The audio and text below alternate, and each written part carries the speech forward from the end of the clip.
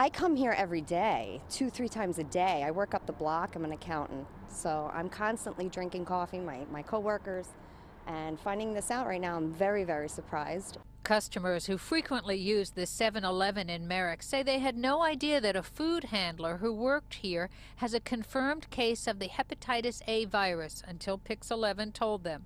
Earlier this afternoon, the Nassau County Department of Health held a news conference to get the word out that if you ate food or bought drinks or used the restrooms here between February 1 and March 6th, there is hepatitis A exposure risk. The county is being protective and proactive by offering this free vaccination to those who may have been at risk. People potentially exposed to hepatitis A between February 24th and March 6th should receive the hepatitis A vaccination or immune globulin.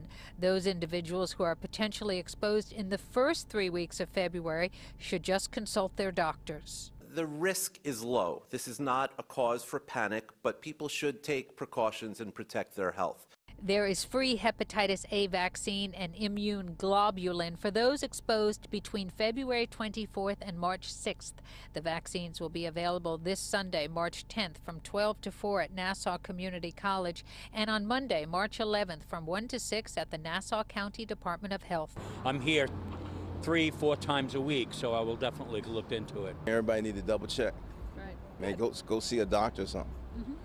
And Nassau County has set up a hepatitis hotline. If you have any questions, you can call 516-227-9570. We're in North Merrick in Nassau County on Long Island. McGee Hickey, Pix 11 News. Back to you, John.